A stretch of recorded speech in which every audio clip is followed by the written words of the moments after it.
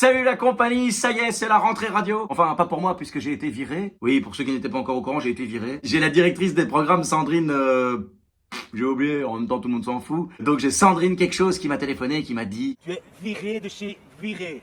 Tu es né idiot et tu vas mourir idiot. Non, elle l'a un peu mieux formulé que ça. Elle a dit voilà, pour cette saison, on cherche quelque chose de plus léger, de plus feel good. Donc moi je lui ai dit ouais, ça s'appelle Radio Contact.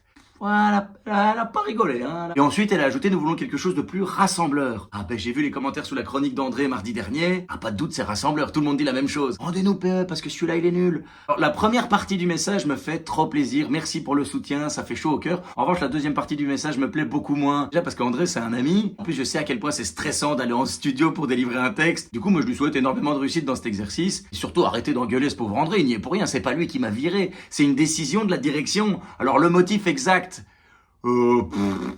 je sais pas. La momie? Non, j'y avais pas pensé. Non, j'y avais pas pensé. Pourtant, on m'a déjà reproché de trop penser à lui. Lui, on le comprend plus. Je l'ai entendu ce matin à la radio.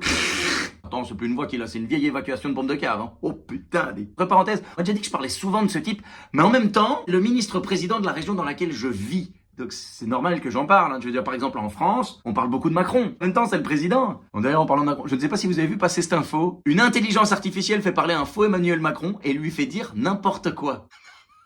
Pardon, j'ai envie de dire, pas attendu une intelligence artificielle pour l'entendre dire n'importe quoi. Non, attends, pour une fois qu'on est en avance sur la technologie, soulignons-le. Mais bref, restons focus sur notre idole de Mons, hein, le veau d'or, Momie Premier. Attention, si j'en parle, c'est pas gratuitement. En même temps, avec lui, rien n'est gratuit. Regardez-moi ce merveilleux article intitulé « Le miracle économique wallon » avec la photo de la momie.